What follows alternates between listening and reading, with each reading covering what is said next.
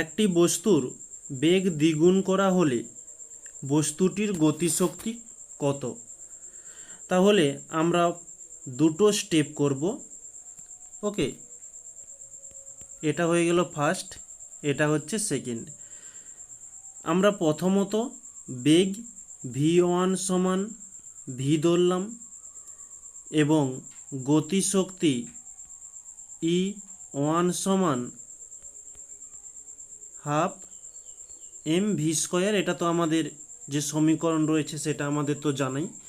তো এখানে যেহেতু আমরা ভিটাকে v1 ধরেছি তাই v1 দিলাম।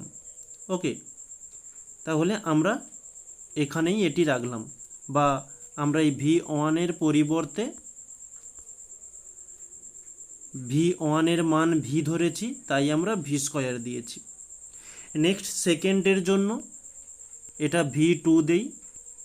বলেছে বেগ দ্বিগুণ করা হলো, তাহলে প্রথমে ছিল v, তারপরে দ্বিগুণ মানে 2 দিয়ে গুণ দিলাম, তখন গতিশক্তি কত হবে? তো গতিশক্তি দ্বিতীয়টার জন্য নির্ণয় করছি তাই E2 দিলাম। আর গতিশক্তির সমীকরণ হয়ে থাকে হাফ mv স্কয়ার।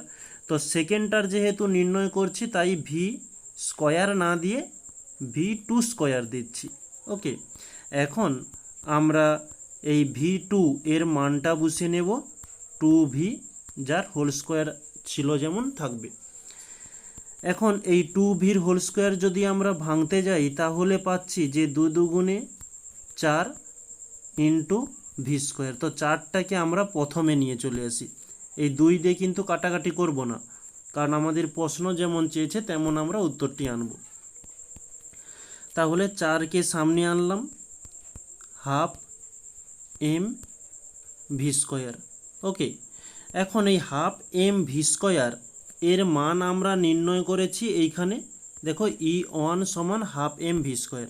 তাহলে আমরা এখানে এই হাফ mv স্কয়ারের পরিবর্তে E1 দিয়ে দিই, E1 দিয়ে দিলাম। তাহলে আমরা এখানে কি পাচ্ছি যে E2 মানে বেগকে যদি দ্বিগুণ করা হয় তাহলে গতিশক্তি এই যে 4 গুণ বৃদ্ধি পাবে।